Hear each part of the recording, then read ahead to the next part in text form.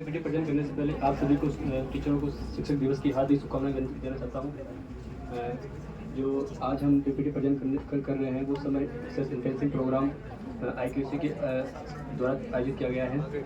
सबसे पहले हमारा topic vulnerability and adaptation assessments for analysing flood susceptibility in Kosi river basin Bihar India.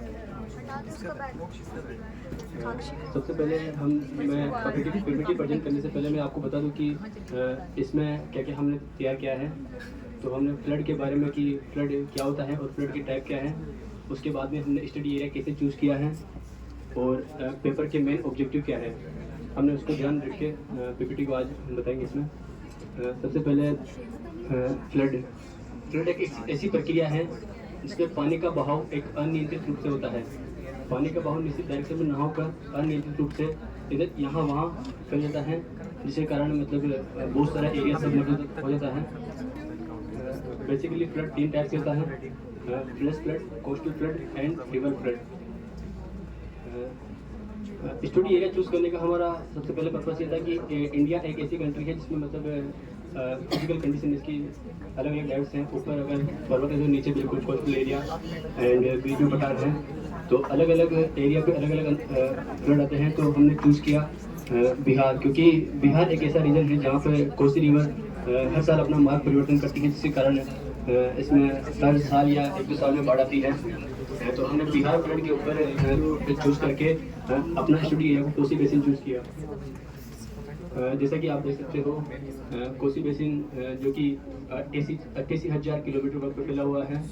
इसका most of the area India, China और Nepal cover करता है, जिसमें से इंडिया पे ये 22% कवर कर रहा है। सबसे कम एरिया इंडिया पे ही है, लेकिन सबसे ज़्यादा जो प्रभावित करता है ये एरिया इंडिया को करता है, क्योंकि इंडिया बाकी की तुलना में इसकी जो हाइट है वो कम है और बिल्कुल बिहार का जो नॉर्थन एरिया है वो बिल्कुल प्लेन है।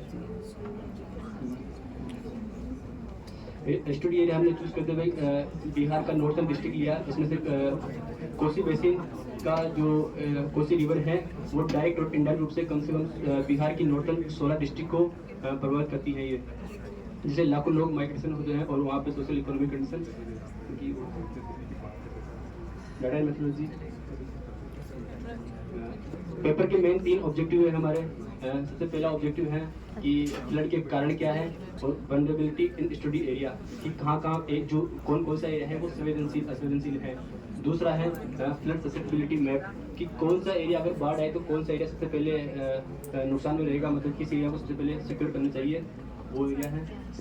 थर्ड वाला है फ्लड मिटिगेशन प्लान, कि अगर बाढ़ आता है तो गवर्नमेंट और जो पब्लिक पॉलिसी है वो कैसी होनी चाहिए, उसके ऊपर बात की हमने। रिसर्च के दौरान हमने पाया कि बिहार पे जो मेन फ्लड का जो कोशिश होता है, पहला जो ऑब्जेक्टिव है वो 5 टाइप के हैं। पहला है हैवी रेनफॉल, क्योंकि लगातार रेनफॉल होने के कारण कोसी रिवर की जो बाढ़ है, मतलब कोसी रिवर जो पानी है वो उफान आ जाता है और एक डायरेक्शन में ना बह करके वो उसका अनियंत्रित बहाव होता है। सेकेंड वाला है एम्बांकमेंट फेलियर। गवर्नमेंट ने वहाँ पे अत्यधिक पॉलिसी लगाई, मतलब कोसी रिवर पे बाढ़ को रोकने के लिए उसके आसपास एम्बांकमेंट भी लगाए हैं, लेकिन वो अधिकांश फेलियर रहे हैं, जिसके कारण जो बाढ़ आता है उससे भी अधिक बाढ़ आया, क्योंकि अचानक टूट जाने के कारण पानी का बहाव और अधिक तेज हुआ और वो अधिक एरिया पे फैल गया। थर्ड वाला है एविजन। इसका ये है कि जैसे ही मतलब नेपाल से कोसी रिवर भारत में एंटर करती है तो हाई एल्टीट्यूड से जो डायरेक्ट वो प्लेन एरिया पे आती है तो अपने साथ सेडिमेंट्स वगैरह कलेक्ट करके लाती है। तो पानी के जो रास्ता है उसमें मतलब सेडिमेंट्स कलेक्ट होने के कारण पानी अपने मार्ग को बिल्कुल परिवर्तन करके इस दिशा से इस दिशा की ओर बह रहा है। लास्ट मतलब 200 सालों में कोसी रिवर ने अपना जो डायरेक्शन है वो पश्चिमी दिशा पे कम से कम 200 किलोमीटर चेंज कर लिया है। पहले कोसी रिवर इधर बहती थी, लेकिन प्रेजेंट टाइम में कोसी रिवर अभी इधर से बह रही है। ये सर मतलब फोर्थ वाला रीजन है क्रॉस बॉर्डरिंग नेगोशिएशन फेलियर। बहुत सी बार इंडियन गवर्नमेंट ने नेपाल गवर्नमेंट से मतलब कन्वेंशन किया है कि मतलब जब भी पानी छोड़ो आप बाढ़ का, या फिर मतलब अगर अत्यधिक बारिश आ रही है तो एक बार डैम का पानी छोड़ने से पहले कम से कम बता दिया जाए। पर वहाँ पे क्या है, पॉलिटिकल जो है हर बार गवर्नमेंट चेंज हो रही है तो इतना मतलब वो कन्वर्सेशन नहीं हो पाया। और लास्ट वाला है डिफॉरेस्टेशन एंड अर्बनाइजेशन। लास्ट के 2 ऑब्जेक्टिव आते हैं। Good morning everyone. So as my friend has already described the first objective of this paper, I am here to analyze the second and third objective of this paper. So to analyze the flood of Kosi Basin, we have taken 6 indices or criteria. First one is NDVI, Normalized Difference Vegetation Index. In this, we can identify that if the vegetation is higher in that area, then the chances of flood will be low in comparison to less vegetation area.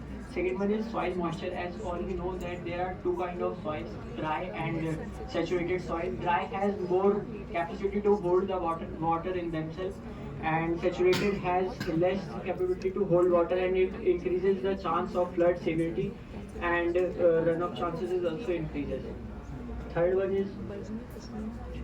is drainage density map. In this we have drainage density maps explain the channel unit per area, and higher density in the drainage density means that lower chance of flood as it has more improved network of drainage in comparison to low density area which increase the chances of flood. Fourth one we have taken the distribution of population to see that how the flood is impacting the population who are living in these 16 districts, and fifth, so that we can make a mitigation plan for the population which are living in that Kosi Basin area. Fifth one is Kosi Basin Precipitation Index map, so that we can analyze the rainfall pattern of that area and can easily identify those areas which receive more rainfall. And last one, we have also analyze the elevation of that area. Elevation also plays an important role. It helps us to know the pathway of the river and also help us to analyze the slope. For example, if it is a gentler slope, then it so if it is a gentler slope, then it reduces the risk of flash floods. But if it is a steeper slope, then it increases the risk of flood. Second, this map shows the flood susceptibility through 6 criteria which I just told you is being used to make this map. If you have more criteria or more things, you can make flood susceptibility map. We have used only 6 criteria. The higher darker color shows very high risk, and lighter color shows lower risk of flood. So you can now see the glimpse of flood situation in Bihar. You can see that it not only affects the life of people in Bihar, but it also hampers the development growth in Bihar. So what can be the mitigation plan for this? We have identified 2 things, structural measure and non-structural measure. But if we talk in context of Bihar, the structural measure cannot be suited because the embankment failure is the main reason behind the Kosi Basin flood.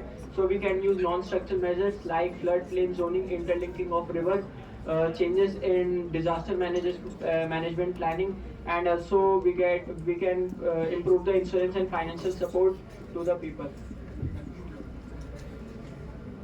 Thank you everyone.